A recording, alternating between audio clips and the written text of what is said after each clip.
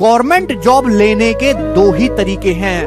उसी टैलेंट की कोई जरूरत नहीं है। सरकारी नौकरी में टैलेंट कुछ नहीं होता। बहुत बदले टैलेंटेड आदमी सड़कों पे बिखरे पड़े, कोई नौकरी पोकरी नहीं लग रही उनकी। सरकारी नौकरी आपको लेनी है तो दो चीज आपको चाहिए। पहला, आपके अंदर पेशेंस, धीरज होना चाहिए। आप ऐसा मत समझो कि 6 महीने पढ़ूंगा, 1 महीने पेपर होगा, अगले महीने नौकरी लग जाएगी, ऐसा नहीं है। ये सालों साल की लड़ाई है। 2-3 साल से कम में किसी की सरकारी नौकरी नहीं लगती है। ठीक है दोस्त, ये पहला।